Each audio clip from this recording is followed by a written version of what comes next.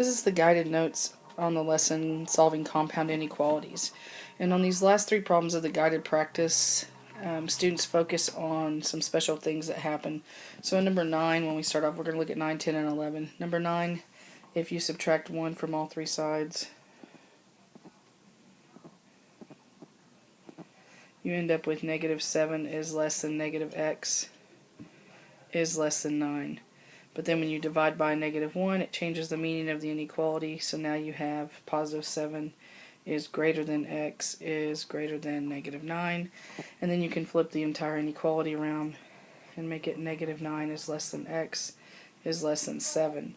And if you graph that on the number line, that means that all the solutions for x are between negative 9 and 7.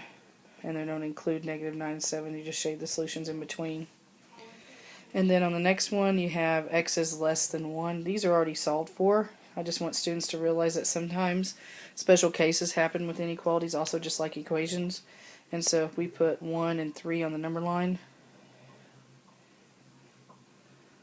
1, 2, and 3 on there, and we say that the solutions, and remember, is the intersection between the two inequalities, and so x is less than 1 would include there, and x is greater than 3 would be all the solutions to the right of 3, and there is no intersection, so if the word and is there, it's no solution.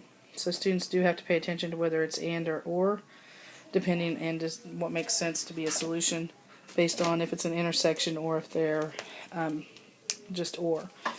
And then on the or statement on number 11, if you're subtracting 7, we solve both of these separately. We have 2x is less than 6. Divide by 2, so x is less than 3. Or if we solve the other inequality, we add 2 to both sides. We have negative 3x is less than or equal to 12.